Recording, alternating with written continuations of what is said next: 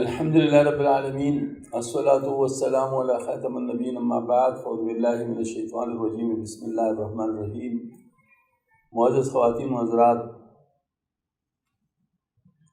ماشاءاللہ حضرت مفتی صاحب یہاں جو آپ تشریف لائے ہیں جوڑ کے لیے، اور مختلف جگہوں پر جو آپ سن رہی ہیں، یہ آج جوڑ کی مناسبت سے جو مضامین ہے اس پہ انشاءاللہ آپ کی خدمت میں بات کی جائے گی۔ عظمت صحابہ، سنت کی اہمیت اور بدعات اور رسومات اور اصلاح باطن کی فکر کے بارے میں بات جو مفتی صاحب کے یہاں جوڑ میں آئی ہوئی ہیں انہوں نے تفصیل سے سن لی ہوگی۔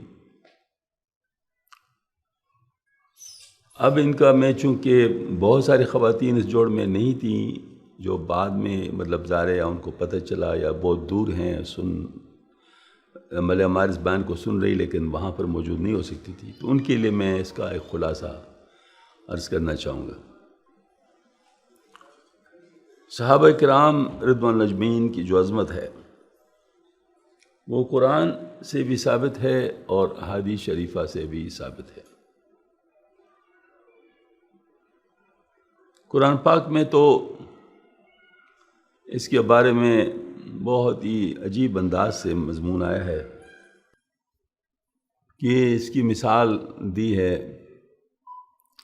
جیسے کہ ایک کونپل نکلے، پھر وہ بڑا ہوتے رہے، اس کی شاخیں اور تنا پھیلتے رہیں، پھر اپنے اس پہ کڑے ہو جائے، یعنی اپنی سختی پہ کڑے ہو جائے، کسی اور چیز کے سہارے کی ضرورت نہ ہو۔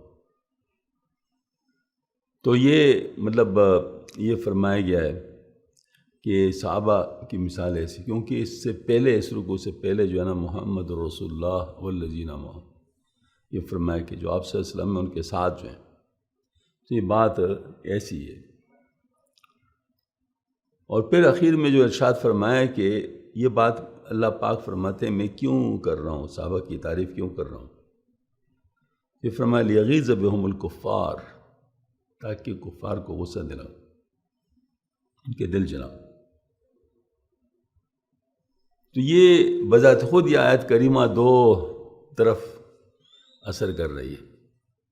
ایک جو کفار پہلے سے ہیں ان کا دل جلتا ہے صحابہ کی تعریف سے، یعنی اس سے ثابت ہوا، اور دوسرا یہ کہ جو صحابہ کے تعریف سے جن کا دل جلتا ہے ان کے بارے میں آپ خود سوچیں پھر کہ کیا ہوگا۔ ہاں جی، تو اس کا مطلب یہ ہے کہ صحابہ کرام اللہ پاک کو اتنے پسند ہیں، ان کی اس انداز میں تذکرہ قرآن میں ہوا ہے۔ صحابہ اجمعین یہ آپ صلی اللہ علیہ وسلم کے اولین مخاطب ہیں، اور پھر آپ صلی اللہ علیہ وسلم کا جو بات ہے وہ ان صحابہ کے ذریعے دوسروں تک پہنچی ہے۔ اب میں آپ کو ایک مثال دیتا ہوں۔ مثال ہے کہ آپ ایک بہت بلند عمارت کے ساتھ ایک زنجیر ہے، بڑا مضبوط، اس کے ساتھ آپ لٹکے ہوئے ہیں، اور نیچے 10 منزل ہائٹ ہے، ان ہوا میں آپ لٹکے ہوئے، بالکل جو آخر میں جو کڑا ہے وہ درمیان سے آپ نکال دے تو آپ کہاں ہوں گے؟ ظاہر ہے پھر آپ خود اپنے سوچیں کہ کہاں ہوں گے۔ تو اس طرح یہ کہ جو ہدایت کا نظام ہے وہ آپ صلی اللہ علیہ وسلم کے ذریعے پہنچا ہے ہم تک،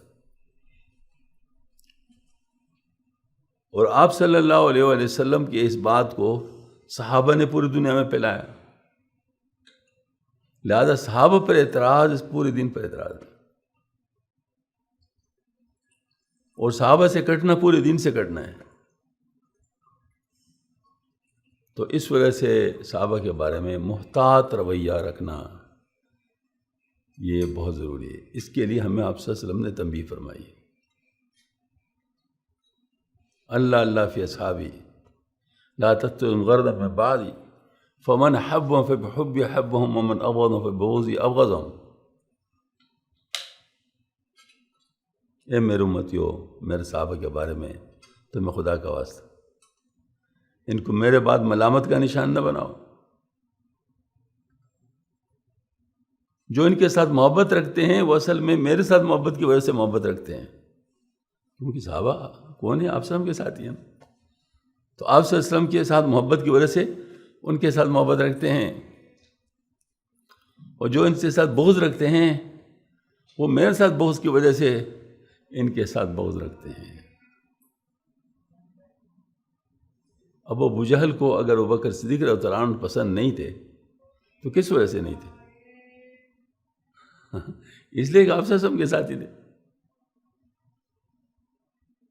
اگر کسی کو عمر پسند نہیں تھے اس لیے پسند نہیں تھے کہ آپ صلی اللہ علیہ وسلم کے ساتھی تھے، یا اگر ان کے ساتھی ہو جاتے پھر ان کو پسند ہوتے. عثمان رضی اللہ عنہ اگر پسند نہیں ہے اس لیے پسند نہیں کہ آپ صلی اللہ علیہ وسلم کے ساتھی ہے. علی کرم اللہ وجہ اگر کسی کو پسند نہیں ہے اس لیے پسند نہیں کہ آپ صلی اللہ علیہ وسلم کے ساتھی. حسنین کریمین رضوان اللہ اجمعین، اگر کسی کو ان سے محبت نہیں ہے تو اس وجہ سے کہ آپ صلی اللہ علیہ وسلم کے ساتھ نہیں، کیونکہ آپ صلی اللہ علیہ وسلم کی محبت کی وجہ سے حسنین کریمین کے ساتھ محبت ہے. تو یہ سب باتیں ہمیں جاننی چاہیے، سوچنی چاہیے، سمجھنی چاہیے، اور اس کے مطابق عمل اپنانا چاہیے، ورنہ خسارے میں ہوں گے. پھر آپ صلی اللہ علیہ وسلم نے ایک عجیب انداز سے اس بات کی ضرورت سمجھائی ہے. فرمایا یہود میں 71 فرقے بن گئے، نصارہ میں 72 ہو گئے، میرے امت میں قریب 73 ہو جائیں گے، لیکن صرف ایک نجات پائے گا، ایک فرقہ. صحابہ کرام نے ڈر کے ہمارے پوچھا یا رسول اللہ وہ کون ہوں گے؟ فرمایا ما انا علیہ و اصحابی، جس پر میں چل رہا ہوں، جس راستے پر جس راستے پہ صحابہ چل رہے ہیں اس راستے پہ جو چلیں گے وہ کامیاب ہوں گے، وہ صحیح ہوں گے. ما انا علیہ و اصحابی. بس پتہ چلا کہ صحابہ کرام یہ ہمارے لیے ہدایت کے سٹینڈرڈز ہیں. اس چیز کو سمجھانے کے لیے آپ سے ہم نے فرمایا اصحابی کا نجوم دیکھتے دے تم اہتدے تم، میرے صحابہ ستاروں کے مانند ان میں سے جس کے پیچھے جاؤ گے تو ہدایت پاؤ گے. بس صحابہ میں مختلف نوع حضرات تھے، خواتین تھیں صحابیات.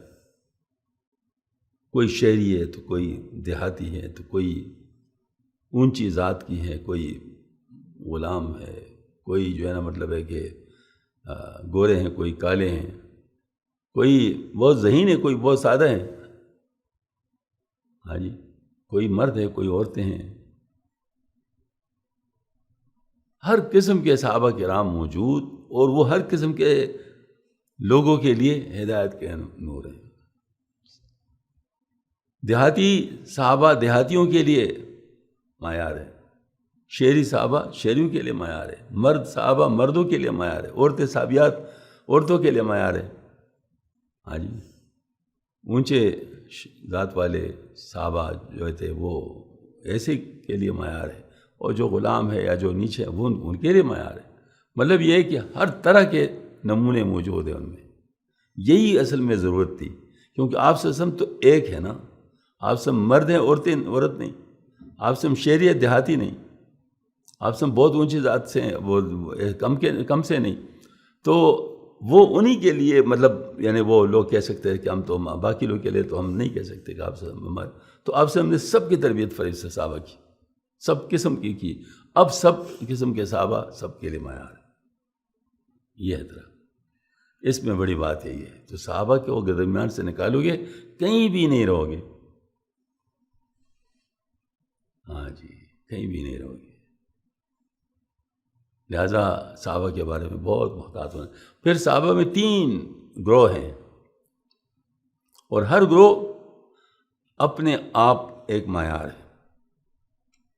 وہ صحابہ جو اہل بیت نہیں ہیں، یعنی عام صحابہ ہے، جیسے ابوبکر صدیق رضی اللہ عنہ، عمر رضی اللہ عنہ، عثمان رضی اللہ عنہ، جابر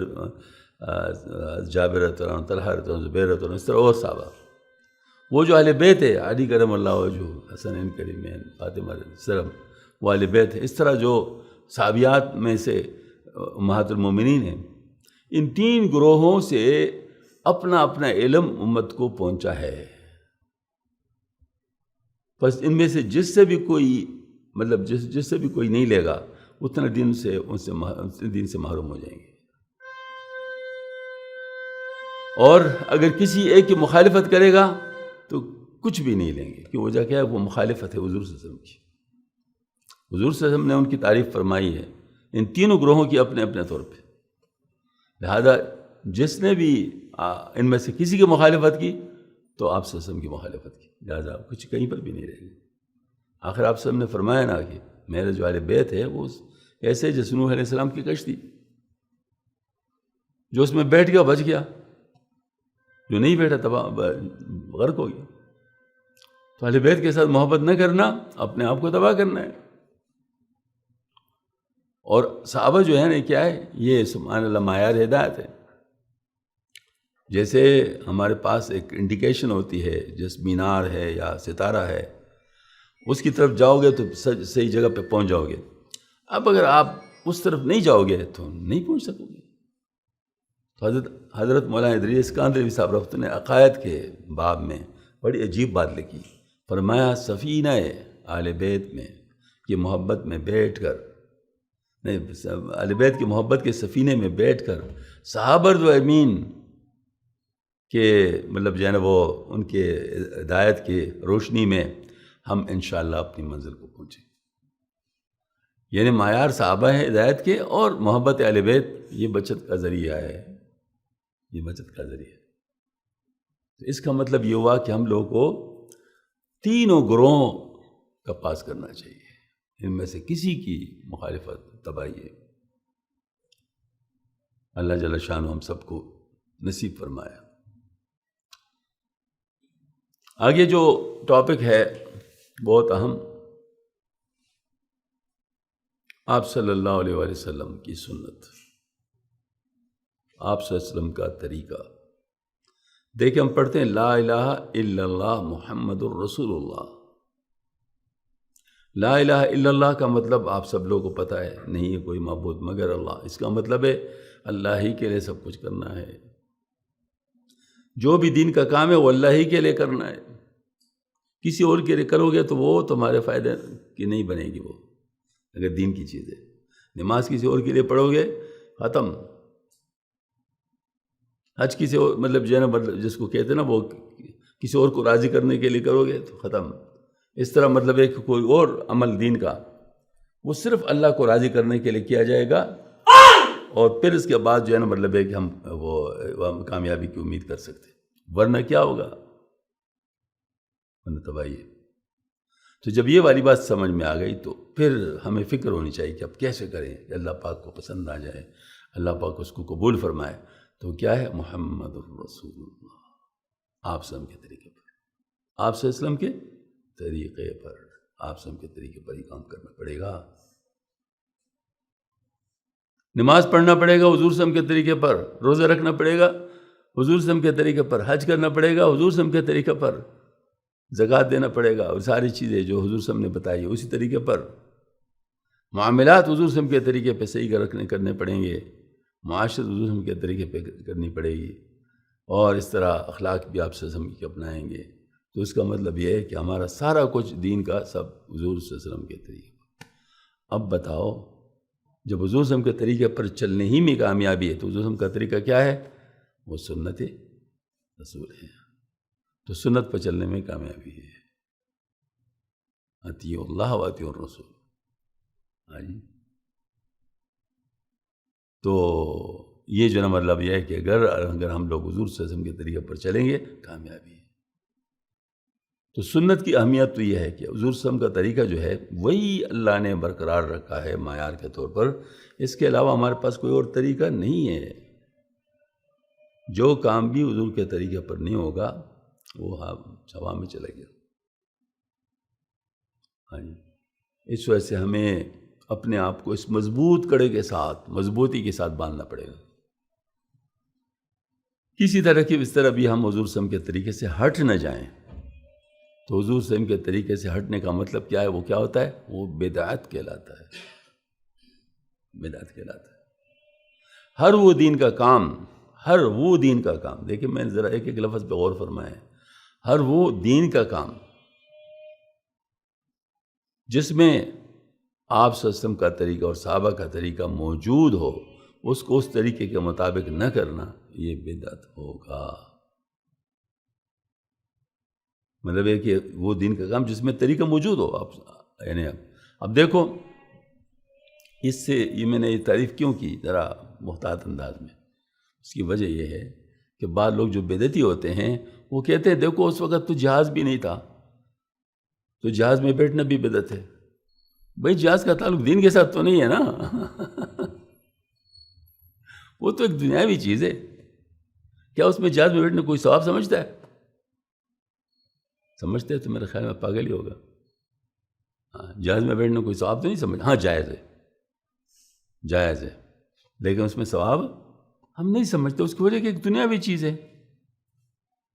بھئی میں اگر اچھا کھانا کھاؤں، اس پر شکر کروں تو ثواب ہے، لیکن میں اگر اس پر شکر نہ کروں تو بس کھانا ہے، بس ٹھیک کھا لیا، جائز۔ ہاں جی، حضور کے طریقے پہ کھا لیا تو ثواب ہوگا،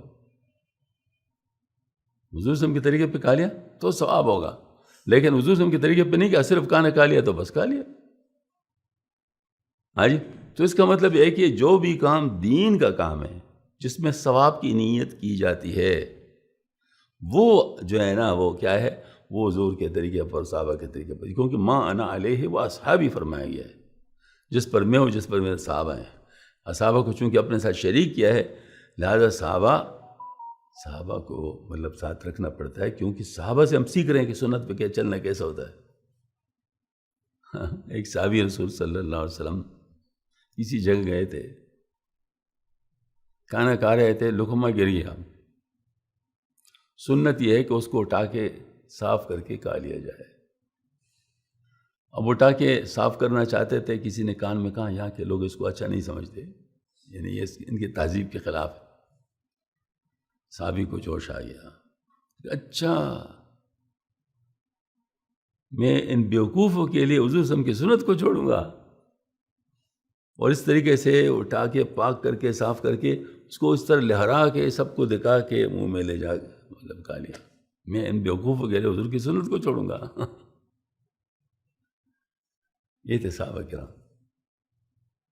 تو صحابہ کرام نے پوری دنیا کو دین پہنچایا ہے، تو لہٰذا مان علیہ و اصحابی کے برکت سے ہم لوگ یہی کریں گے کہ جو طریقہ اللہ پاک نے آپ صلی اللہ علیہ وسلم کے ذریعے ہم تک پہنچایا ہے، تو آپ صلی اللہ علیہ وسلم کے طریقے پر، پھر صحابہ کرام نے اس کو جس طرح سیکھا ہے اور کیا ہے، اس طریقے پر اگر ہم کرتے ہیں، اس میں ثواب کی نیت ہو سکتی ہے۔ اگر ایسا نہیں ہے، پھر ہم اس میں ثواب کی نیت نہیں کر سکتے، وہ محض ایک دنیائی کام ہے۔ اور اگر دین کے کام میں مطلب دین کا کام حضور کے طریقے پر نہیں کیا گیا تو پھر وہ بدعت ہو جائے گی، ہاں جی، اگر اس میں ثواب کی نیت کی جا رہی ہے۔ جیسے مثال کے طور پر یہ لوگ آپ صلی اللہ علیہ وسلم کے ساتھ محبت کے اظہار کے لیے وہ جو چراغان کرتے ہیں اور جلوس نکالتے ہیں، یہ اس لیے بدعت ہے کہ آپ صلی اللہ علیہ وسلم کے کسی صحابی نے ایسا نہیں کیا، اور آپ صلی اللہ علیہ وسلم کے صحابہ کو ہم سے کم عشق کوئی سمجھے تو ان کو تلتر مارنے چاہیے۔ آپ صلی اللہ علیہ وسلم کے صحابہ کو ہم کو کم محبت ہوگی آپ صلی اللہ علیہ وسلم کے ساتھ ہمارے مقابلے میں، یہ کیا بکواس ہے؟ کیسے ہو سکتا ہے؟ اگر آپ صلی اللہ علیہ وسلم کے صحابہ کو آپ صلی اللہ علیہ وسلم کے ساتھ محبت نہیں تو پھر کس کو محبت ہے آپ صلی اللہ علیہ وسلم کے ساتھ؟ جس کی تعریف اللہ پاک نے کی ہے۔ ہاں جی، محمد الرسول اللہ والذین معہ اشداء علی الکفار رحماء بینہم۔ ہاں جی، تو اب مطلب یہ ہے کہ یہ جو بات ہے کہ آپ صلی اللہ علیہ وآلہ وسلم کے صحابہ کرام نے اگر کوئی کام نہیں کیا، ایک مثال دیتا ہوں، اذان دین کا کام ہے، دین کا کام ہے، اذان کا احترام کرنا دین کا کام ہے۔ اور اس طرح مطلب ہے کہ جو ہے نا وہ اذان کا جواب دینا یہ دین کا کام ہے، اس لیے اس کو اسی طریقے پہ کرنا پڑے گا جس طریقے سے آپ صلی اللہ علیہ وسلم نے کیا اور آپ صلی اللہ علیہ وسلم کے صحابہ نے کیا۔ اب آپ صاحب نے اس کے طریقہ بتایا، وہ سناتا ہوں آپ کو۔ مسلم شریف کی روایت ہے، حدیث شریف کی کہاں کی ہے؟ مسلم شریف کی روایت ہے۔ مسلم شریف یہ وہ کتاب ہے جس کو دو صحیح ہیں، جس کو کہتے ہیں دو صحیح کتابیں، ان میں ایک ہے یہ، ان بخاری شریف ہے پھر اس کے بعد مسلم شریف ہے۔ مسلم شریف کی روایت ہے، جب اذان ہونے لگے تو جن الفاظ کو مؤذن کہتا ہے تم ان الفاظ کے ساتھ اس کا جواب دو۔ مؤذن کہے اللہ اکبر تم بھی کہو اللہ اکبر، مؤذن کہے اشہد ان لا الہ الا اللہ تم بھی کہو اشہد ان لا الہ، مؤذن کہے اشہد ان محمد رسول اللہ تم بھی کہو اشہد ان محمد رسول اللہ، مؤذن کہے حی علی الصلاۃ۔ یہاں پر دو روایتیں ہیں، ایک روایت میں وہی حی علی الصلاۃ کہہ دو، ایک روایت میں لا حول ولا قوۃ الا باللہ، دونوں میں سے جو بھی ہو آپ ٹھیک ہے۔ آج کیوں دونوں روایتیں ثابت ہیں؟ مؤذن کہے اللہ اکبر تم بھی اللہ اکبر، مؤذن کہے لا الہ الا اللہ تم بھی کہو لا الہ الا اللہ۔ پھر فرمایا ایک بار درود شریف پڑھو، پھر اس کے بعد وہ دعا پڑھو، اللہم رب ھذہ الدعوۃ التامۃ والصلاۃ القائمۃ آت محمد الوسیلۃ والفضیلۃ وابعثہ مقامہ۔ یہ کون سا طریقہ آپ سے سننے فرمایا، سکھایا ہے، صحابہ کرام بھی اس طرح کرتے۔ بس اگر کسی نے اذان سے پہلے درود شریف اس لیے پڑھے کہ اسی میں ثواب ہے تو پھر کیا ہو جائے گا خود ہی بتاؤ، کیونکہ آپ سے ہم نے کیا فرمایا اور یہ کیا کر رہا ہے؟ درود شریف پڑھنے کا موقع کدھر ہے؟ اخیر میں ہے، جب اذان ہو جائے اس کے بعد کہو نا، کس نے روکا ہے؟ تو کس سے پہلے کہنا کسی صحابی نے نہیں کہا، لہذا تم بھی نہ کہو اشہد ان محمد رسول اللہ، اس کا جواب اشہد ان محمد رسول اللہ دینا چاہیے، یہی ہے سنت۔ مجھے کیا ہے، کیا تو نے شہادت نہیں دینی؟ صرف مؤذن نے شہادت دینی ہے کہ محمد رسول اللہ صلی اللہ علیہ وسلم محمد رسول اللہ ہے، اور کیا مؤذن اشہد ان محمد رسول اللہ کے بعد صلی اللہ علیہ وسلم کہتا ہے؟ تو اگر اس کے لیے جاتے تو تمہاری لیے جات نہیں ہے؟ سمجھ میں آئی نا؟ میرا خیال عقل سے بھی تھوڑا بہت کام لینا چاہیے نا۔ اشہد ان محمد رسول اللہ شہادت ہے، مؤذن شہادت دے رہا ہے، تو شہادت نہیں دے گا حضور صلی اللہ تعالیٰ کے رسول ہے، تم بھی شہادت دے دو۔ اب آپ کا ایک سوال ہے جس کا جواب میرے ذمہ ہے وہ سوال کیا ہے؟ پھر یہ جو فرمایا کہ جب آپ سب کا نام آ جائے تو درود پڑھو، حدیث شریف موجود ہے، بالکل صحیح ہے۔ اس کا حل کیا ہے؟ اس کا حل یہ ہے کہ آپ سب نے خود ہی فرمایا نا کہ جب اذان پوری ہو جائے پھر اس کے بعد درود شریف پڑھو نا،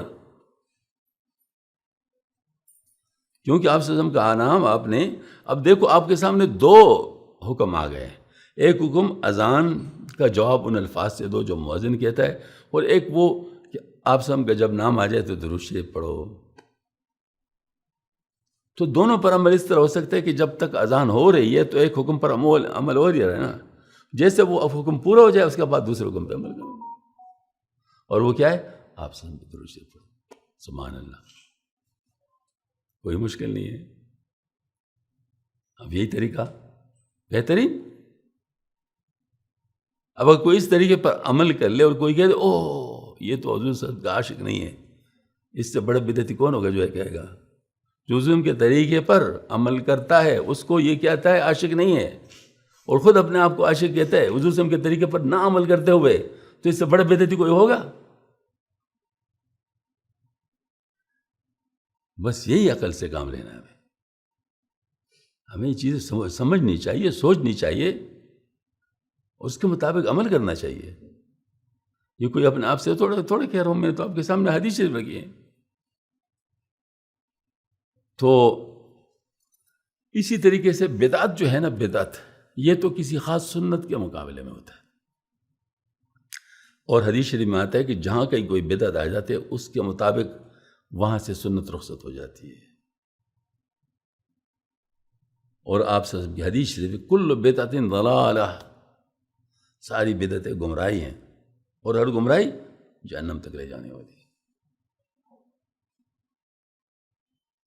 حدیث شریف میں یہ بھی آیا ہے کہ آپ سسم حوض کوثر پہ کھڑے ہوں گے، سب کو پانی پلا رہے ہوں گے امتیوں کو، ایک بڑی جماعت آ رہی ہوگی، آپ سے فرمایا یہ میری امت ہے، میری امت، بھلے میں ان کو پانی پلاؤں گا، وہ جیسے قریب پہنچے گا درمیان میں ایک دیوار گر جائے گی، یہ لوگ اس طرف حضور صلی اس طرف، آپ سب بڑے پریشان ہو گئے کیا ہوا، یہ لوگ خود بھی بڑے پریشان ہو جائیں گے کہ ہم پہنچ گئے تو درمیان میں رہ گئے، تو آپ سے ہم سے فرشتے عرض کریں گے یا رسول اللہ آپ کو اس کا اندازہ نہیں تھا، یہ تو وہ لوگ ہیں جن نے بعد میں دین میں نئی نئی باتیں شامل کی تھی، لہٰذا ان کا آپ کے ساتھ کوئی تعلق نہیں ہے، اب بتاؤ کدھر جائیں گے لوگ، اتنی محنت بھی کرے اور محروم بھی ہو جائے،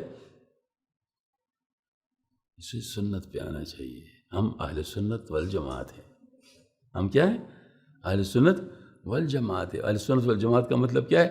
سنت پر چلنے والے، صحابہ کرام کے طریقے کو اپنانے والے، یہ اہل سنت والجماعت ہے، جماعت صحابہ، جماعت صحابہ کے طریقے کو اپنانے والے اور سنت پر چلنے والے، یہ ہمارا طریقہ ہے اہل سنت والجماعت، تو کیوں خواہ مخواہ اپنے آپ کو خراب کر رہے ہیں؟ نہ خراب کریں نا اپنے آپ، تو یہ تو میں نے عرض کیا کہ سنت کے مقابلے میں جو عمل ہوتا ہے وہ بدعت ہوتا ہے، اور رسومات کیا ہیں؟ یہ لوگوں نے اپنی طرف سے کچھ چیزیں بنائی ہوتی ہیں، ان کو لازم سمجھتے ہیں، یہ رسومات ہوتے ہیں، بے شک اس کو وہ دین نہ کہیں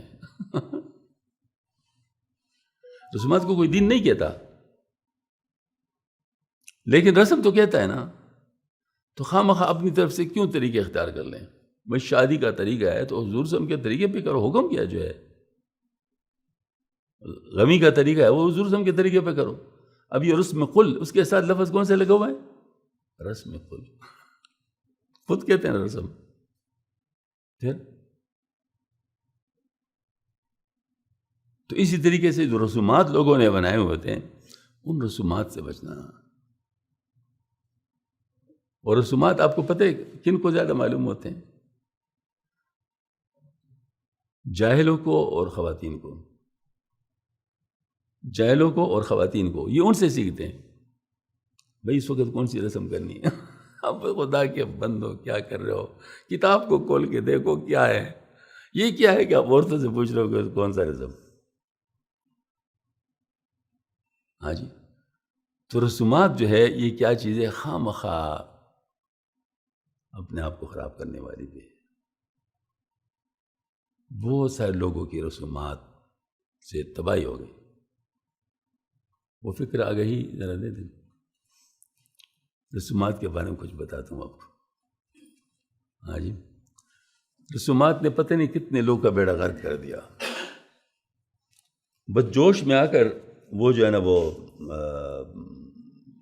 وہ سب کچھ کرتے ہیں اور اصل کو نہیں دیکھتے کہ بھئی یہ کیا چیز ہے، مطلب میں کر کیا رہا ہوں، ہاں جی، تو یہ اصل میں فوتگی کے بارے میں سوال جواب کی صورت میں ہے، جو فوتگی کے رسومات ہیں نا وہ کیا ہے، اور پھر اس پر عمل، شاگرد استاد سے کہتا ہے میرے استاد میں نے عجیب طریقہ دیکھا، میں نہ سمجھا میں کہوں کیا کہ میں نے کیا دیکھا، میرے ایک دوست کا والد سنا کہ فوت ہوا، جنازے کے لیے اس گھر کی طرف تیز چلا، جب پہنچا تو اس کے گھر میں بہت ہی شور تھا، عورتوں کے بین سے سوگوار وہ ماحول دیکھا، عورتیں کیا کہ مرد ان کے روتے جاتے تھے، پوز رونے کی وہ عجیب عجیب بناتے تھے،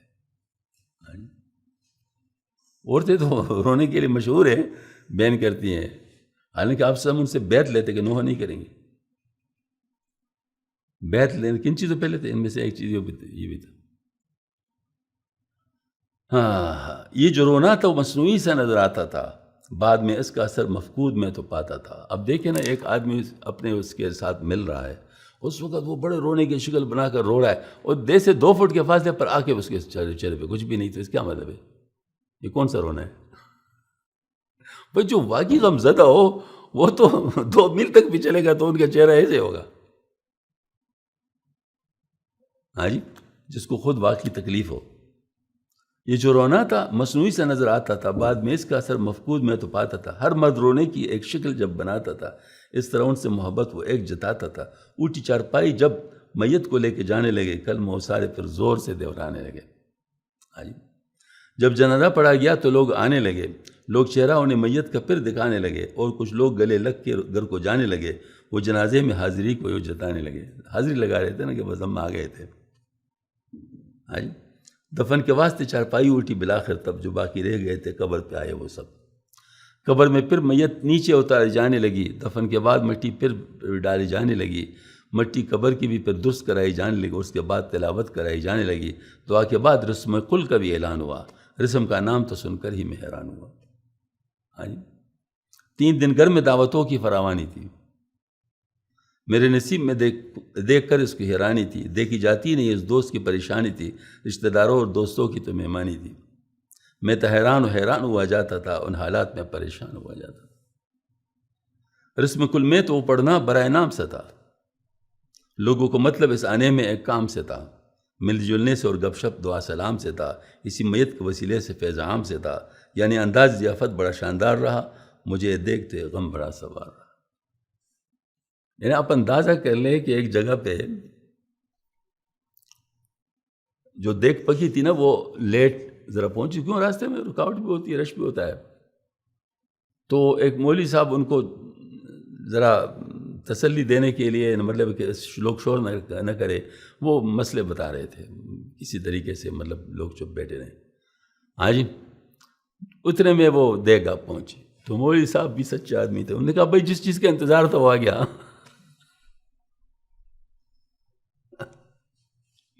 جس چیز کا انتظار تو ہو گیا، تو اب مجھے بتاؤ یہ کیا چیز ہے؟ یہ خوشی کا موقع ہے یا غم کا موقع ہے؟ ہاں جی، یہی بات ہے، مطلب جو ہو رہی ہے عقل کو ختم کرنے والی ہے۔ یا کریم، ہاں جی، اس قسم کے کام ڈائریکٹ۔ اور چہلم میں انتظام اور عجیب ہوا، کارڈ بھیجے گئے، چہلم جو کچھ قریب ہوا، باقاعدہ کارڈ بھیجے جاتے ہیں نا آج کل۔ دوسرا شاندار ایک طعام پر نصیب ہوا، کھایا مالداروں نے محروم تو غریب ہوا۔ ہاں جی، قرض پہ قرض میرے دوست پہ چڑھتا ہی رہا، یہ وہ خدمت اپنے والد کے سمجھتا ہی رہا۔ میرے مشفق یہ جو دیکھا ہے طریقہ کیا ہے، میرا آیا نہ سمجھ میں یہ ماجرا کیا ہے، خرچ کرنے کا اس انداز میں سلسلہ کیا ہے، اس کے بارے میں اکابر کا بھی فتویٰ کیا ہے۔ استاد جواب دیتے ہیں، میرے بیٹے ان طریقوں سے ہم انجان نہیں، اس لیے اس طرح کاموں پہ ہم حیران نہیں، لوگ رسومات میں اپنی عقل کو چھوڑتے ہیں۔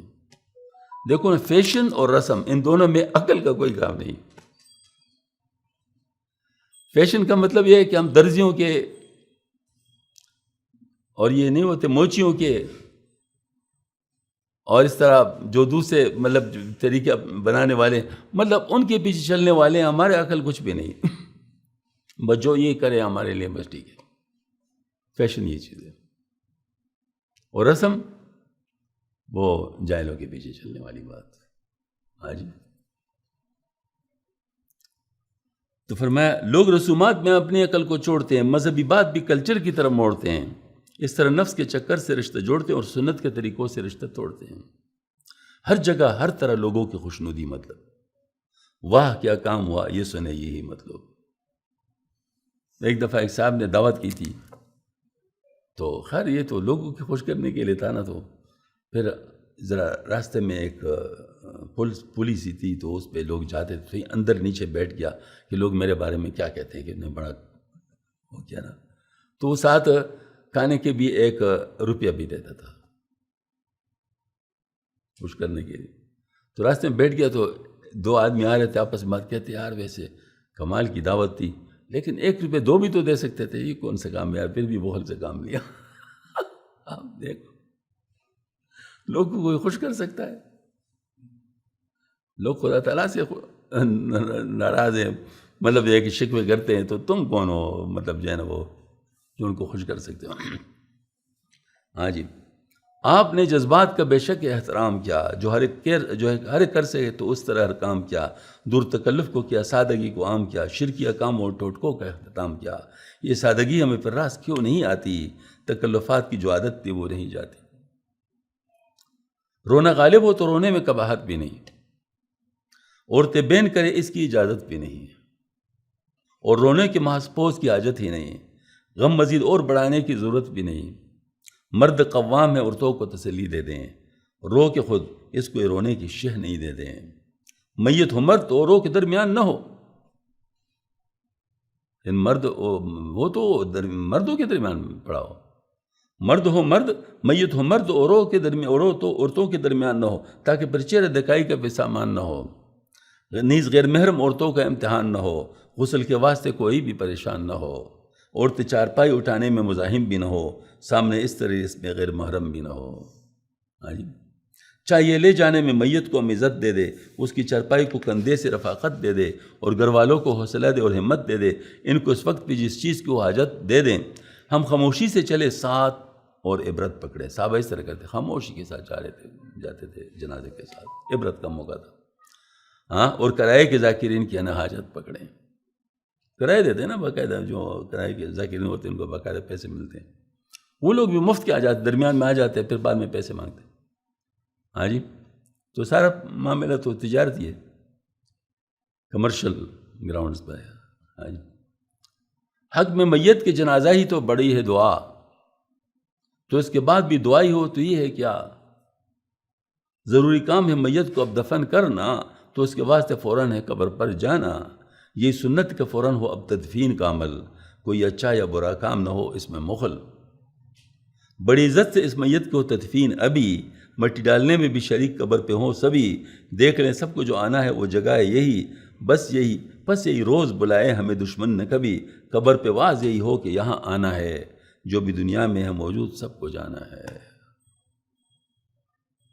3 دن تک ہوگی تعزیت اس کے گھر والوں سے، کہ ہم قریب رہیں غم میں سوگواروں سے، ساتھ ہونے کو ہو اظہار ان کے پیاروں سے، چاہے مہمان نہیں ایسے غم کے ماروں سے، بلکہ 3 دن تک ان کے گھر میں آگ جلے ہی نہیں، ہم کھلائے انہیں کچھ بھی وہاں پکے ہی نہیں۔ ہو جو میت کے لیے کوئی بھی ایصال ثواب، نہ بنا دے اسے رسم و رواج اور یوں ایک عذاب، ان کو آزاد رکھے جس طرح بھی جانے ثواب، ورنہ ان کے کہیں ہو جائے نہ نیت ہی خراب، کیونکہ لوگوں کے لیے جو بھی کریں گے وہ عمل، بنے ریا خدا کے ہاں نہ وہ رہا یہ اصل۔ اس میں تخصیص رواجی کا احتمال نہ ہو، اور غیر شرعی طریقوں کا استعمال نہ ہو، اور لوگوں کی خوشی کا بھی اس میں خیال نہ ہو، کسی مالک کے بھی ترکے سے فی الحال نہ ہو۔ ترک میت کا ورثہ میں ہو تقسیم فوراً، اس کی تقسیم کی دی جائے یہ بھی تعلیم فوراً۔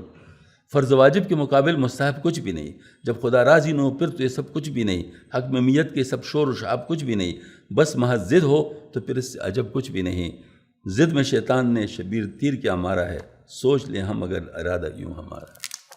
ہاں جی، تو مطلب ہے کہ یہ دیکھیں نا فوت کی رسم کا ہے مسئلہ۔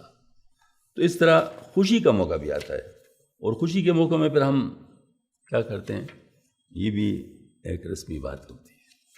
حالانکہ وہ خوشی کس نے دی ہے؟ وہ اللہ نے دی ہے، تو اس وقت اللہ کو خوش کرنا چاہیے، لوگوں کو اللہ کو خوش کرنا چاہیے۔ ہاں، لوگ کو خوش کرنا ہو تو اللہ تعالیٰ کی خوشی اس میں شامل ہو، ایسی خوش کرنا لوگوں کو جس سے اللہ ناراض ہو، وہ صحیح نہیں ہے، ٹھیک ہے نا۔ تو شادی کے موقع پر یہ مسئلہ آتا ہے، تو اس میں ماں بیٹے سے کہتی ہے، بیٹا دل چاہتا ہے اب تیری شادی کر لوں، میں اپنے سامنے تیری خانہ آبادی کر لوں، میں چاہوں تیری شادی بڑی دھوم دھام سے ہو، تیرا ولیمہ بہت تجھ کو احتشام سے ہو، تیرا ہر کام اس میں خوب انتظام سے ہو، تزئین عرش اس میں خوب اہتمام سے ہو، ایسی شادیوں کی اس کی کوئی مثال نہ ہو، کیوں نہ ہر چیز میں مثالی یہ میرا لال نہ ہو۔ میں اس طرح کہتی ہے نا، تو ماؤں کی بات ہے، برادری میں ہر ایک کی دعوت کر لوں، اپنی عزت کے لیے ساروں کی عزت کر لوں، کوئی ناراض نہ ہو، سب کی میں خدمت کر لوں، کیا مزہ ہو کہ مبارک اور سلامت کر لوں، جو مخالف ہے ہمارا اس کو منانا ہے، تجھ پہ قربان بس ہر ایک کو گھر میں لانا ہے۔ بیٹا ماں سے کہتا ہے، وہ ذرا دیندار آدمی تھا، ماں جی یہ ٹھیک ہے شادی تو ہے سنت کا عمل، سب کچھ سنت کے مطابق ہو تو پھر یہ ہے اصل، آپ نے جو میری شادی کا نقشہ کھینچا، میرا ابا کے شاید بس میں نہیں ہے ایسا، ہر ایک چیز پہ لگتا ہے بہت ہی پیسہ، تو اس صورت میں سب کچھ ہو مگر ہو کیسا، اس کے اسباب میسر نہ ہو تو پھر کیا کریں، کیوں یہ بہتر نہیں کہ اپنے ہی اوقات میں رہیں۔ ہاں جی، بیٹے ٹھیک ہے اسباب میسر تو نہیں ہے، ماں کہتی ہے، تیرے ابا کے جو ہیں دوست وہ گئے نہ کہیں، ان سے قرض لے کے بھی ہو سکتا ہے سب کچھ اور یہیں، اور مزید بیچ بھی سکتے ہیں تھوڑی سی زمین یہی شامت آتی ہے نا، بیٹے ہمت ہو اور دل میں ہو خدا پہ یقین، بیٹے کے کام ہے دنیا میں کہ ممکن وہ نہیں۔ بیٹا کہتا ہے ماں جی اللہ پہ یقین ہو تو شریعت پہ چلیں، کیوں نہ ہم اس کی محبوب کی سنت پہ چلیں، اور رکاوٹ ہو اگر اس میں تو ہمت پہ چلے، جھوٹ کو چھوڑ کے ہم صرف صداقت پہ چلیں، ہم کو لوگوں کا نہ ہو، پھر ڈرو خدا سے ہی ڈریں، جو پسند اس کو ہر حال میں بس وہی کریں، کیوں نہ شادی میں علی کی میں پیروی نہ کروں، اس میں جو آپ نے کیا ہے وہ میں وہی نہ کروں، کیا ان کی طرح اس عمل میں سادگی نہ کروں، کیا اس کے ساتھ اپنے دل کی تسلی نہ کروں، اپنے محبوب سے اس عمل میں کیوں وفا نہ کرے، دل تو چاہے بس اس ذوق سے ہٹا نہ کرے، مزے چند روز اور لمبی افسردگی اپنی، مثلا قرض لے لیا پھر بعد میں مانگے نہ کر لینے والے، پریشان زندگی گزرے جو پھر ساری اپنی، کیا ہو اچھا کہ ہو سادہ یہ شادی اپنی، کچھ نہ ہو قرض مزے سے ہو زندگی اپنی، قرض جنڈا ہے ایک ذلت کا اس کو کیوں گاڑیں، بجائے اس کی رسومات ہی کا سر پاڑیں، جس میں دنیا کی بھی ذلت ہو اور آخرت بھی تباہ، اس قسم کا کام کرے کیوں ہم میری ماں جی بتا، لوگ کس حال میں بھی خوش نہ ہو تو ان کا کیا، لوگ ہوں خوش اور ناراض رہیں میرا خدا، اب تو ابا سے پوچھوں گا کیا ارشاد ہے، اب فیصلہ ان سے ہی اس باب میں کروں میں طلب۔ باپ بھی سن رہا ہے، ہاں جی، باپ کہتے ہیں بیٹا میرا بھی ارادہ تھا تیری ماں کا جو تھا، مگر جو بات کی ہے تو نے تو وہ نہ رہا، کیا پیاری بات کی ہے تو نے، وہ اب اس پہ فدا، لوگ ناراض ہو کچھ بھی نہیں راضی ہو خدا، لوگ کسی حال میں معلوم ہے خوش ہوتے نہیں، دل پہ ہم کیوں لے مولا پہ ہے اگر ہم کو یقین، فیصلہ یہ کہ اس میں بھی ہم سنت پہ چلیں، خدا پاک کے لامحدود اس میں حکمت پہ چلے، اپنا نقصان نہ کرے اور ہدایت پہ چلے، جو نہ مانے تو ہم ان سے معذرت پہ چلیں، جو نہ مانے تو ان سے معذرت کر لیں، میرا بیٹا رسول اللہ کا خادم بن جائے، اس طرح نور سے بھرپور ہر مسلم بن جائے، ماں کہتے میں کیوں پیچھے رہوں، حق کے ماننے سے اب ساتھ دوں گی میں، یقیناً حق مجھ پہ کلیا جب، لازم ہے فکر کرے اس کے مسلمان ہم سب، کہ راضی کر لے خوشی میں بھی غمی میں بھی رب، زندگی اپنے خوشگوار ہی بن جائے گی، ہر گھڑی اجر شبیر سب کے لیے لائے گی۔ تو مطلب یہ ہے کہ یہ دیکھیں دو قسم کی چیز کا میں نے نمونہ بتایا، ایک فوتگی کا رسم اور ایک شادی بیاہ کا رسم، وہ دونوں سب کو ہوتے ہیں، کوئی بھی اس سے خالی نہیں، کوئی گھر بھی اس سے خالی نہیں، غم بھی ہر جگہ آتا ہے، خوشی بھی ہر جگہ آتی ہے۔ اب خوشی پہ ہم کیا کرتے ہیں، غم پہ کیا کرتے ہیں، یار ایک اپنا اپنا کام ہے، جو اللہ والے ہوتے ہیں وہ دونوں کو اللہ پاک کی خوشنودی کے لیے اس طریقے پہ کرتے ہیں جیسے آپ کی صحابہ نے کیا ہے، اور جو دوسرے لوگوں سے متاثر ہوتے ہیں یا لوگوں سے ڈرتے ہیں کہ لوگ کیا کہیں گے، اصل نقصان کیا چیز ہے، لوگ کیا کہیں، یا بس تھوڑا سا اس فکر کو چینج کر لے کہ خدا کیا کہیں گے، اگر یہ بدل لیا تو بس سارا کام بدل جائے گا۔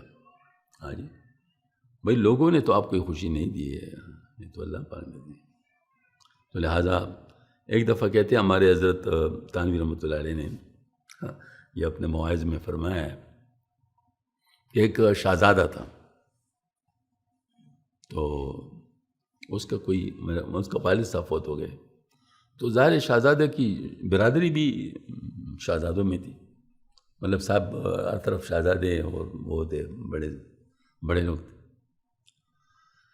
تو کھانا بہت زبردست طریقے سے پکایا، خوب اچھا جتنا ظاہر شہزادے کا ہوتا ہے، پکا کے سب کو بلایا، ان سے کہا جی کھانا تو تیار ہے لیکن اگر مجھ سے ایک بات سن لے تو اس کے بعد مجھ کو کہو، نہیں کہ دیکھو اس وقت یہ غم کا موقع ہے اور آپ میرے قریبی ہیں، تو آپ لوگوں نے مجھے تسلی دینی تھی کہ اس غم میں میرے شریک ہو جائیں، تو کیا اس وقت یہ گل چلے اڑانے مطلب یہ کوئی اچھا طریقہ ہے کہ مطلب جو ہے نا مطلب ایک آپ اس وقت یہ مزے کریں اور ہم تکلیف میں مبتلا ہوں، چلے جی کھانا تیار ہے کھانا کھا لیں اس وقت کون کھانا کھا سکتا تھا، سب ظاہر عزت دار لوگ تھے، تو انہوں نے کہا ہماری بےعزتی ہو گئی، سب بڑبڑا کے چلے گئے، یہ اس کے کھانا کیوں کھاتے، اس کی ہمیں حاجت نہیں، پلانا نہیں رہا۔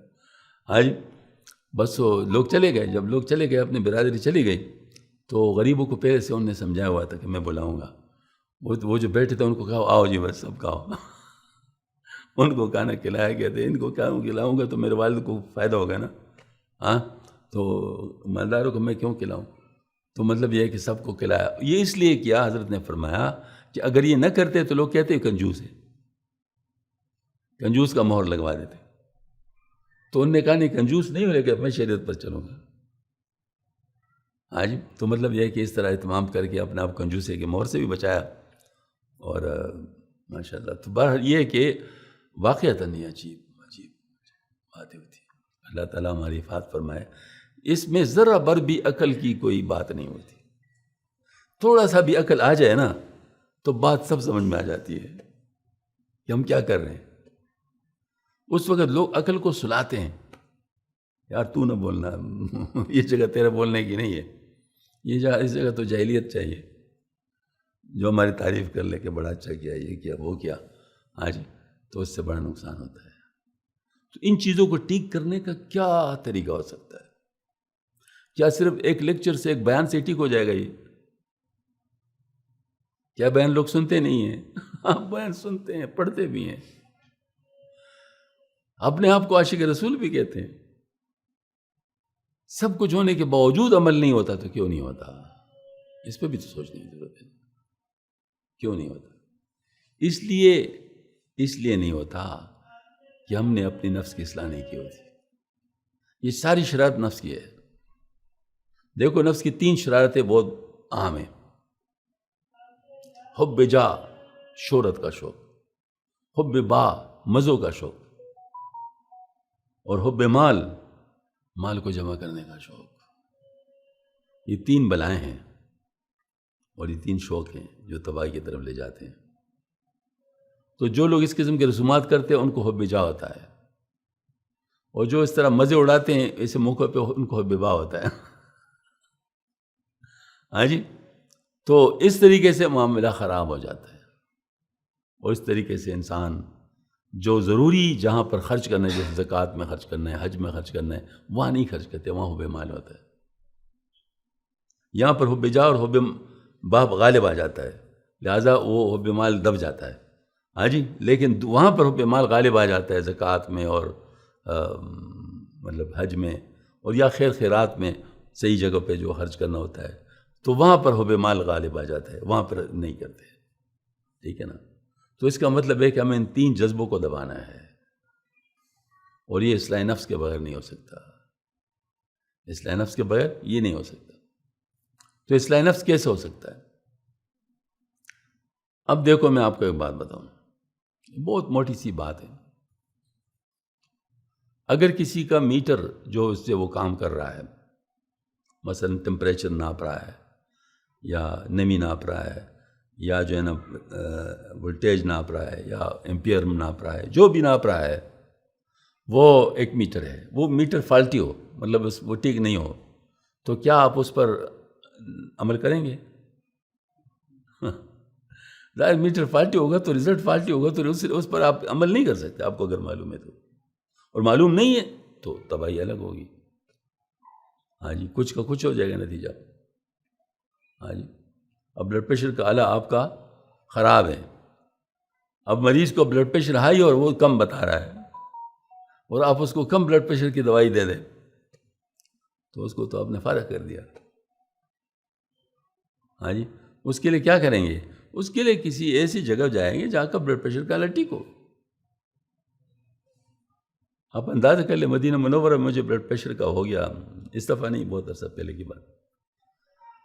تو میں ڈاکٹر کے پاس چلا، ظاہر وہ سعودی وہ تھا، مطلب وہاں پر ڈسپینسری، تو وہاں یہ آٹومیٹک آلے تھے، تو اس سے لے لیا تو وہ زیادہ تھا. تو ڈاکٹر کے پاس گیا، وہ رزلٹ بتایا، کہتے یہ آٹومیٹک آلے سے آپ نے لیا ہے یا وہ جو مینول ہے؟ میں نے کہا، کہتے نہیں میں نہیں مانتا. میں نہیں مانتا. اس سے پھر مینول سے ریڈنگ لے لی. یعنی اس پر اس کو یقین ہی نہیں تھا، حالانکہ ڈاکٹر تھے اور وہ بودری پڑے ہوئے تھے. وہ کہتے نہیں، اس میں غلطی ہو سکتی ہے. کوئی بھی چیز درمیان میں کام چھوڑ دے تو آپ کیا کر سکتے ہیں؟ اور جب مینول لیتا ہے تو کم از کم اس کو نظر تو آتا ہے نا کہ ہو کیا رہا ہے. تو مطلب یہ ہے کہ اس کو پتہ چلتا ہے. تو بہرحال یہ ہے کہ یہ چیز ہوتی ہے، فالٹی میٹر سے آپ لوگ صحیح نتیجہ نہیں حاصل کر سکتے.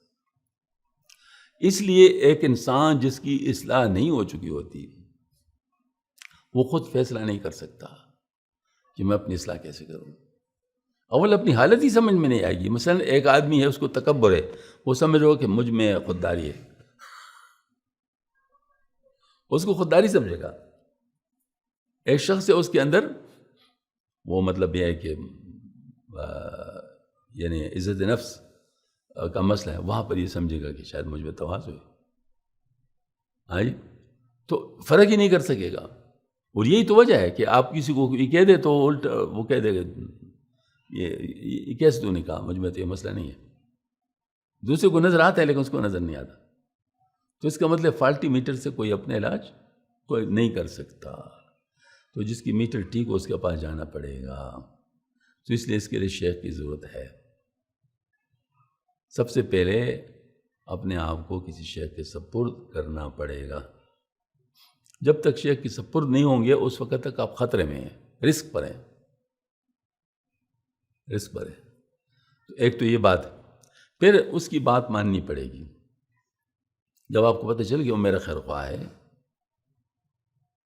اور مجھے وہ ٹھیک کرنا چاہتا ہے، اس میں تلاش کرو نا. ایسا نہ ہو کہ مطلب کسی دنیا دار کے پاس چلے جاؤ، وہ تمہاری غلطی ہوگی. اگر تم کسی دنیا دار کے پاس چلے گئے تو وہ تمہاری غلطی ہوگی. کیوں جاتے ہو اس کے پاس؟ ہاں جی، وجہ کیا ہے کہ دنیا داروں کو پسند کرتے ہیں. الجنس یمیر الی جنسی. ہاں جی، تو دنیا داروں کو پسند کرتے ہیں تو ایسے پیروں کے پاس جاتے ہیں جو دنیا دار ہوتے ہیں. تو پھر اپنے کیا اپنے سر. تو پھر ظاہر مطلب جو نتیجہ ہوتا ہے تو یہی ہوتا ہے. ہاں جی، مجھے آپ بتا دیں کیا آپ کسی ایسے ڈاکٹر کے پاس جانا چاہیں گے جو آپ کو بہت زیادہ اکرام کرے، آپ کو صوفے پہ بٹھائے، آپ کو چائے پلائے، آپ کو، لیکن آپ کا علاج نہ کرے؟ تو اس کے لیے کسی ایم کے پاس جاؤ، ایم پی کے پاس جاؤ، ان کے ساتھ تمہارا یہ معاملہ ہے. ڈاکٹر کے ساتھ یہ تمہارا معاملہ تو نہیں ہونا چاہیے نا. ڈاکٹر سے تو آپ علاج چاہیں گے، بلکہ اگر وہ کچھ کرے گا بھی تو آپ کہیں گے ڈاکٹر صاحب چھوڑو، میں جس چیز کے لیے آیا ہوں بس وہ ہو جائے. ہاں جی، تو اس طرح شیخ سے بھی چیز نہ مانگو، شیخ سے بھی چیزیں نہ مانگو. جب آپ دیکھو شیخ میری اصلاح کر رہے اس وقت خوش ہونا چاہیے. جب آپ کہتے ہیں کہ سمجھیں کہ بھئی یہ تو شیخ میرا اکرام کر رہے ہیں، اس کا مطلب مجھے اصلاح کی قابل ابھی نہیں سمجھ رہے ہیں. کیونکہ جو شیخ کسی کا اکرام کرتے ہیں نا، تو صحیح بات یہ ہے کہ یہ فی الحال ابھی اس میں کمی ہے، یعنی وہ برداشت کرنے کے قابل نہیں ہے کہ وہ اصلاح برداشت کر سکے. تو اس کو تیار کرنے کے لیے ذرا اکرام وغیرہ اس کا کرتے ہیں. آئیں، تو اب ظاہر مطلب ہے کہ جو آپ کی اصلاح کرے تو سمجھو خوش ہونا چاہیے کہ یہ ماشاءاللہ میرا خیر خواہ ہے اور میری اصلاح کرنا چاہتا ہے. ہاں جی، تو اگر ایسی بات ہے تو پھر ٹھیک ہے. تو اس میں 8 نشانے ڈھونڈو. 8 نشانے کیا ہے؟ نمبر 1 نشانی اس کا عقیدہ ٹھیک ہو، جو میں نے ابھی بتائی نا، اہل سنت والجماعت کا عقیدہ صحیح. دوسری بات، ان کو فرزین درجے کا علم حاصل ہو کم از کم. تیسری بات، اس پر عمل حاصل ہو. ایک شخص سے نماز نہیں پڑھتا، آپ کیسے آپ کا پیر بن جاتا ہے؟ وہ بٹیر لڑاتا ہے، کیسے آپ کا پیر بن گیا؟ خیر مطلب لوگ ایسے پیر ہیں یا نہیں ہیں مجھے بتاؤ؟ ہاں ہے. وہ ایک صاحب ڈرائیور تھے، ہم ان کے ساتھ گاڑی میں جاتے ہیں، تو مجھے سمجھ آئے کہ بھئی تو صوفی ہے، تو ذرا تصوف کی باتیں کرنے لگے. مجھے کہتے ہیں ہمارے پیر صاحب جو ہوتے ہیں نا وہ نماز مکہ مکرمہ میں پڑھتے ہیں. میں نے کہا چلو اچھا، وہ چھٹی ہو گئی. وہ ادھر سے غائب ہو جاتے ہیں، مکہ مکرمہ چلے جاتے ہیں کھانے کے لیے، پھر ادھر آ جاتے ہیں. ہاں جی، تو مطلب یہ ہے کہ عجیب و غریب. یعنی اس ڈرائیور نے مجھے عجیب بات کہی. کہتے ہیں کہ ایک صاحب نے کہا حضرت آپ نماز کیوں نہیں پڑھتے؟ اس نے کہا جاؤ اس کمرے میں دیکھو. کہتے وہ کمرے میں گیا اور کمرے کے دروازے میں کھڑا ہو کر کبھی پیر صاحب کو دیکھتے، کبھی اندر، کبھی پھر. لوگوں نے کہا بھئی کیا کر رہے ہو؟ کہتے پیر صاحب اندر نماز پڑھ رہے ہیں، باہر ادھر حقہ پی رہے ہیں، یہ کیا بات ہے؟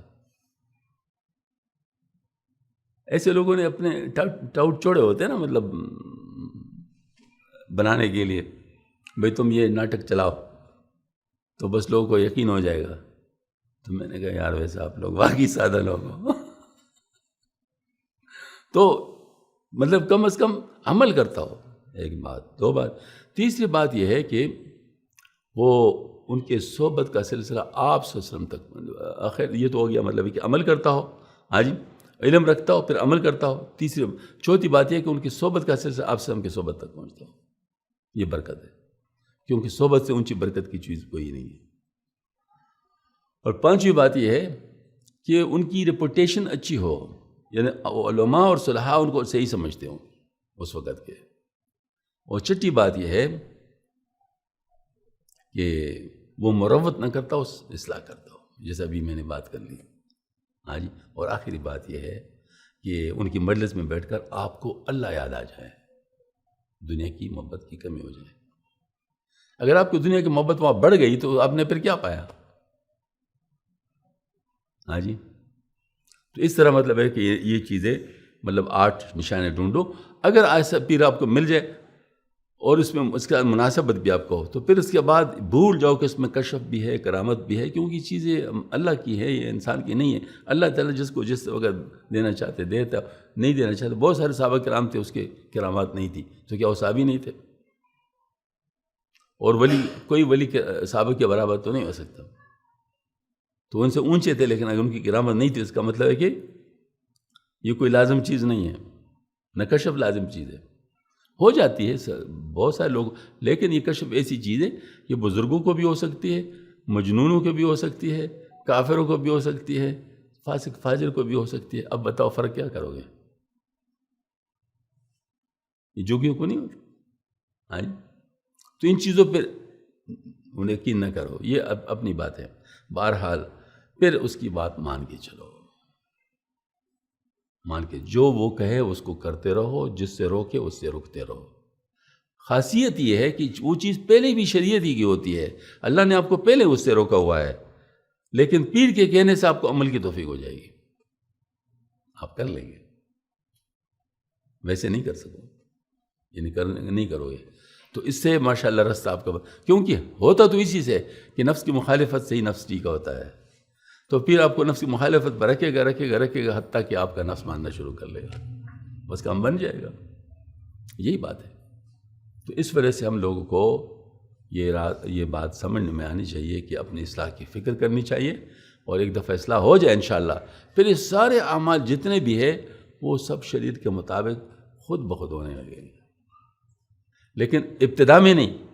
کوئی یہ کہتے ہیں بس وہ جیسے میں اس کو دیکھوں یا وہ مجھے دیکھوں بس سارا کام خود بخود ہونے لگے. یہ کام ایسا نہیں ہو سکتا ہے، لیکن یہ قانون نہیں ہے، یہ قانون نہیں ہے. کبھی کبھی ہو جائے تو ٹھیک ہے، ہو گیا، لیکن قانون ایسا نہیں ہے. جیسے کرامت اور معجزہ ہر وقت تو نہیں ہوتا نا، لیکن ہو تو سکتا ہے. اللہ پاک ہماری توفیق عطا فرمائے. یہ وہاں پر مفتی صاحب کے ہاں کچھ بچوں کا ختم ہو رہا ہے، تو ابھی انشاءاللہ اس میں شامل ہو جائیں. من الشیطان الرجیم بسم اللہ الرحمن. بہانہ جوڑ کا سلسلہ الحمدللہ شروع ہے، اور اس میں جو بیانات ہیں الحمدللہ وہ خیر و عافیت کے ساتھ مکمل ہو چکے ہیں. تو اس موقع پر ہمارا ایک اور پروگرام جو قرآن پاک کا ترجمہ کچھ ساتھی ہم سے پڑھ رہے تھے اور ان کی کلاس چل رہی تھی، تو وہ بھی الحمدللہ مکمل ہو چکا ہے. تو اس سلسلے سے ہم نے فائدہ اٹھاتے ہوئے اس موقع پر دعا کا انتظام بھی حضرت سے گزارش کی ہے کہ دعا بھی ہو جائے تاکہ زیادہ سے زیادہ ساتھی اس میں شامل ہو جائیں. تو ابھی چونکہ وقت کافی کم ہے تو آخری جو ہمارا ختم قرآن کا آخری رکوع ہے، تو ایک بچہ ہے وہ انشاءاللہ حضرت کی خدمت میں یہ ترجمہ پیش کرتا ہے. اس کے بعد انشاءاللہ حضرت دعا فرمائیں گے. دعا اللہ تعالیٰ اس کو قبول فرمائے. اعوذ باللہ من الشیطان الرجیم، اعوذ باللہ من الشیطان الرجیم، بسم اللہ الرحمن الرحیم. ان المتقین، بے شک پرہیزگار لوگ، فی ظلال وعیون، سایوں اور چشموں میں ہوں گے، وفواکہ اور میوے، مما یشتہون، جس قسم کے وہ چاہیں گے، کلو کھاؤ، واشربو اور پیو، ہنیئا مزے سے، بما کنتم تعملون، بسبب اس کے جو تم عمل کیا کرتے تھے۔ انا کذالک، بے شک ہم اسی طرح، نزل محسنین، بدلہ دیتے ہیں نیکوکاروں کو۔ ویل، اور خرابی ہے، یومئذ، اس دن، للمکذبین، جھٹلانے والوں کے لیے۔ کلو، کھاؤ، وتمتعوا، اور فائدہ اٹھاؤ، قلیلا، تھوڑا، انکم مجرمون، بے شک تم مجرم ہو۔ ویل، اور خرابی ہے، یومئذ، اس دن، للمکذبین، جھٹلانے والوں کے لیے۔ وَإِذَا قِيلَ لَهُمْ، اور جب کہا جاتا ہے انہیں، ارکعوا، رکوع کرو، لا یرکعون، وہ رکوع نہیں کرتے۔ ویل، اور خرابی ہے، یومئذ، اس دن، للمکذبین، جھٹلانے والوں کے لیے۔ فَبِأَيِّ حدیث، پس کس بات پر، بعدہ، اس کے بعد، یؤمنون، وہ ایمان لائیں گے۔ صدق اللہ العظیم۔ دعا شروع کر لیں؟ مفتی صاحب دعا شروع کر لیں؟ جی دعا شروع فرمائیں۔ الحمدللہ رب العالمین، الصلاۃ والسلام علی خاتم النبیین، اللہم ربنا آتنا فی الدنیا حسنہ وفی الآخرۃ حسنہ وقنا عذاب النار، ربنا ظلمنا انفسنا وان لم تغفر لنا وترحمنا لنکونن من الخاسرین، ربنا لا تؤاخذنا ان نسینا واخطأنا، ربنا ولا تحمل علینا اصرا کما حملته علی الذین من قبلنا، ربنا ولا تحملنا ما لا طاقة لنا به واعف عنا واغفر لنا وارحمنا انت مولانا فانصرنا علی القوم الکافرین۔ اے اللہ، اپنے فضل و کرم سے جو اس مجلس میں مرد آئے ہیں، خواتین آئی ہیں، یا اللہ ان کا آنا قبول فرما دے، اور یا اللہ دین کے سیکھنے کے جتنے بھی شعبے ہیں، یا اللہ العالمین ان کو شاداب رکھ، اور یا اللہ العالمین کے جتنے بھی یا اللہ فوائد ہیں وہ ہم سب کو نصیب فرما دے، اور مشکلات سے اللہ میں نکال لے۔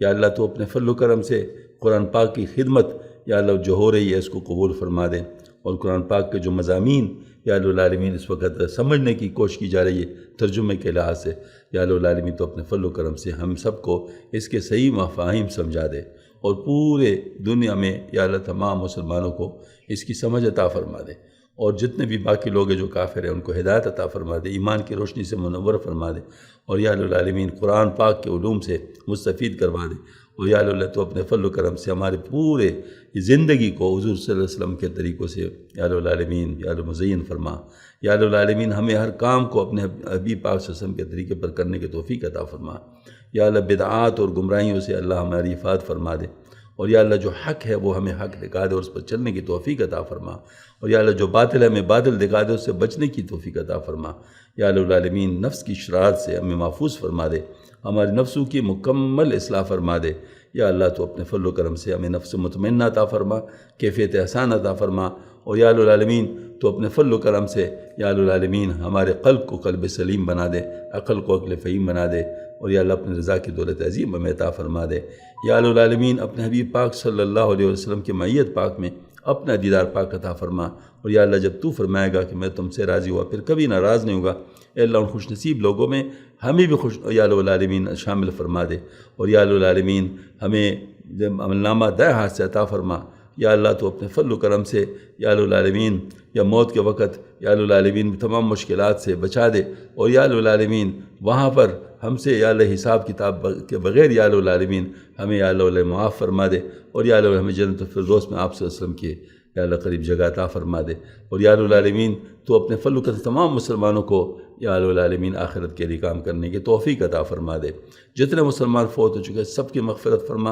اور جو ہمارے قابر دنیا سے گئے ان کے درجات بہت بلند فرما، ان کی فیض و برکات سے مکمل و وافر عطا فرما، اور یا اللہ العالمین تو اپنے فضل و کرم سے پاکستان کو رہتی دنیا تک اسلام کا قلعہ بنا، جس مقصد کے لیے پاکستان بنا تھا اس کے لیے قبول فرما دے، اور جو بھی پاکستان کو توڑنا چاہتے ہیں اس کو مقصد سے ہٹانا چاہتے ہیں اب ان کو ہدایت عطا فرما، اگر ہدایت ان کے نصیب میں ان کو عبرت کا نمونہ بنا، حرمین شریفین کی بالخصوص حفاظت فرما دے، اور یا اللہ وہاں پر بھی جو کوئی گند لانا چاہتا ہے یا اللہ العالمین تو اپنے فضل و کرم سے ان کے پر بال کاٹ دے، اور یا اللہ العالمین کو اس گند سے محفوظ فرما دے، اور یا اللہ العالمین حرمین شریفین کو ہر قسم کے گند سے محفوظ فرما، یا اللہ تو اپنے فضل و کرم سے یا اللہ العالمین ہمیں ان لوگوں میں شامل فرما جن کو دیکھ کر تو خوش ہوتا ہے، اور جن کے بارے میں تو فرما جو میرے ان کو تو گمراہ نہیں کر سکتا، ہمیں اپنے مقربین میں، محبوبین میں، محبین میں، صدیقین میں شامل فرما دے، اور یا العالمین تو اپنے فضل و کرم سے یا العالمین ہمیں مستجاب الدعوات بنا، یا اللہ ہمارے دلوں کے اندر جو جائز آ جاتے ہیں ان کو پورا فرماؤ، جو ناجائز آ جاتے ہیں ہمارے دلوں کو فارغ فرما دے،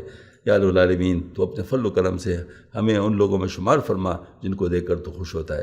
یا اللہ اپنی رضا کی دولت عظیم عطا فرما دے، ہماری آنکھوں کان و زبان اور یا الہ العالمین جسم و جان سب کو اپنے دین کے لیے استعمال فرما دے، جان مال وقت اولاد سب اپنے دین کے لیے استعمال فرما۔